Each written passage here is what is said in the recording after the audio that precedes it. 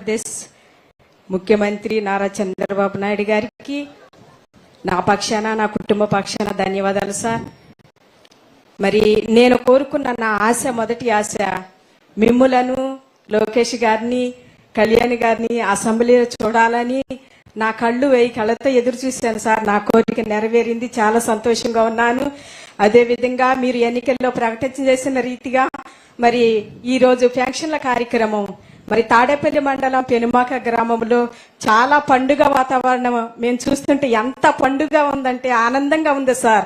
మీరు పెంచినటువంటి పెన్షన్లు గత ప్రభుత్వము మరి మీరు మా బాబు సదరణ బాబు, మరి ఆ పిల్లోడికి సరిగా మైండ్ ఉండదు బాబు. అయితే 2018లో మీరు ఎన్నిక చేశారు సార్. పెన్షన్ బాబుకి 3000. అదే పెన్షన్ ని అసలు మరి గడిచిన ప్రభుత్వం రూపాయి కూడా పెంచలేదు, అదే విధంగా ఉంది.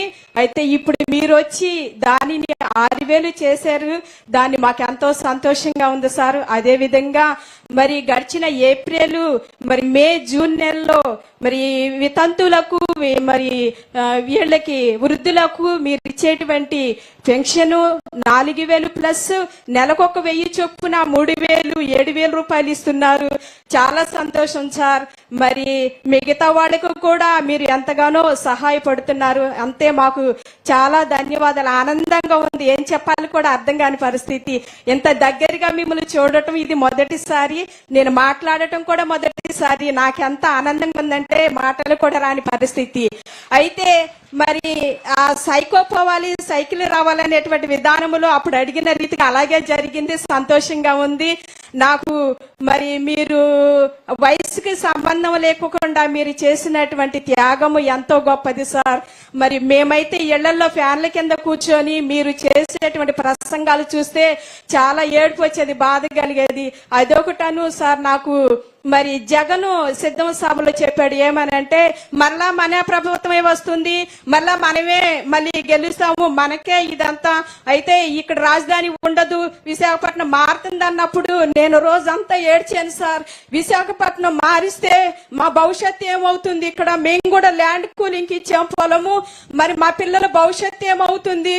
ఈ రాజధాని తరలిపోతే, అమరావతి రాజధానిగా లేకపోతే ఏమవుతాం మేమంతా అని నేను ఏడ్చాను సార్. అదే విధంగా ప్రతిదినము మీకు కొరకు, మరి అధికారుల కొరకు, మీ కొరకు నేను ప్రార్థన చేస్తూ ఉంటాను. మీకు మంచి ఆరోగ్యం ఇవ్వాలని దేవుడు, మీరు బాగుండాలి, మంచి పరిపాలన కావాలని ఆశిస్తున్నాను సార్. అదే విధంగా మరి గత ప్రభుత్వం చేసినటువంటి విధానములో ఆరోగ్యశ్రీ పథకం కూడా మరి సరిగా కొనసాగలేదు. ఇదిగో ఇక్కడ ఈ అధికారి దగ్గరికి వెళితే ఏం చెబుతున్నారంటే, మీకు చక్కగానే ఉంటుంది పొమ్మ, చూసుకుంటారని చెబుతున్నారు. కానీ అక్కడికి వెళ్తే సరిగ్గా పని చేయట్లేదు, మీకు ఆరోగ్యశ్రీ అందట్లేదు, ఇది చెల్లదు అని చెబుతున్నారు. అలాంటి పరిస్థితిలో అసలు చాలా బాధపడేటువంటి విధానంలో గడిచిన ప్రభుత్వము మేము అనుభవించినటువంటి కష్టాలు, బాధలు మాట్లాడుతుంటే ఎక్కడ చూసినా గొడవలు, తగాదులు. ఏది మాట్లాడాలన్నా ఇరుగు పొరుగు వారితో మాట్లాడాలన్నా ఆ ప్రభుత్వం వారు చూసి చూడనట్టు మాట్లాడతాం, తగాదులు, గొడవలు సార్. అయినా కూడా సర్దుకుపోయి మీరు రావాలని సంతోషంతో, మీరు రావాలని ఆనందంతో కోరుకున్నాము. అదే రీతిగా మీరు వచ్చారు సార్, చాలా ఆనందము. నా పేరు పద్మ సార్, నెమలకంటి. మా బాబు రాజేష్. అయితే నువ్వేం చేస్తావమ్మా? నేను హౌస్ వైఫ్నే సార్. బాబు, పెద్ద బాబు, నేను, మా హస్బెండ్ సార్, నలుగురు ఉంటాము. మీ పెద్ద బాబు ఏం చేస్తాడు? నువ్వేం చేస్తావు బాబు? డిగ్రీ కంప్లీట్ అయింది సార్. ఏం చేస్తున్నావు ఇప్పుడు? ప్రస్తుతానికి ఖాళీగానే ఉంది. ఏదో ఒకటి చేయాలి కదా. నేను ఒకటే, ఎవరు ఖాళీగా ఉన్నామనే మాట చెప్పకూడదు, మీరు ఎత్తుక్కోవాలి. అవసరమైతే అందుకే స్కిల్ డెవలప్మెంట్ కూడా మీకు పోవద్దయా, పంపించేస్తారా, చిన్నగా జరుపుకోమంటున్నా. ఆయన ఇది చేయడం లేదు.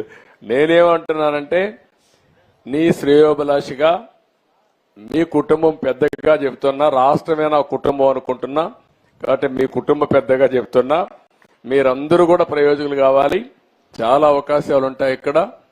నువ్వు బాగా, ఇప్పుడు తమ్ముడు బాగలేడు, ఓకే, నేను 6000 రూపాయలు ఇస్తున్నాను.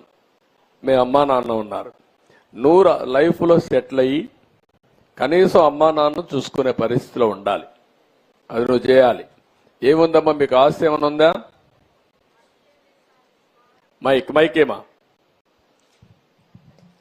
మా అత్తగారు మా మామగారు అప్పుడు పేదరికంలో వాళ్ళు కష్టపడి ఉద్యోగం చేసి వర్క్ షాప్ లో సంపాదించినటువంటి పొలము ఒక 55-60 సెంటు పొలం ఉంది సార్ ఇక్కడే. దానినే ల్యాండ్ కూలింగ్ ఇచ్చాము. ఇప్పుడు మేమందరం కష్టపడే పని చేసుకుంటాం. మాకు ఎలక్ట్రికల్ సామాన్ తయారవుతాయి సార్. మేము కంపెనీ ఉంది ఇక్కడే పెనమాకులోనే. మా హస్బెండ్ అదే పని కొనసాగించుకుంటాం. కంపెనీలో పని చేస్తారా? కంపెనీ ఉందమ్మా? కంపెనీ ఉంది సార్, పని చేసుకుంటానే ఉంటాము. ఏ పని చేస్తారు మా దాంట్లో? ఎలక్ట్రికల్ సామాన్ తయారవుతాయి సార్. కరెంట్ బాక్సులు తయారవుతాయి. కరెంటు బాక్సులు పెట్టి వైరింగ్ లాగుతాం కదా, దాంట్లో నుంచి అది మ్యానుఫ్యాక్చరింగ్. బాబు ఎందుకు పని చేయడు అక్కడ? బాబు కూడా చేస్తాడు ఖాళీగా ఉన్నప్పుడు. బాబు మొన్నటి వరకు పేటిఎం లో చిన్న జాబ్ చేసుకున్నాడు. అది కొంచెం ఇబ్బందికరంగా ఉందని మానేశాడు. చూసుకుంటున్నాడు బయట ఇంకొక జాబ్ కూడా.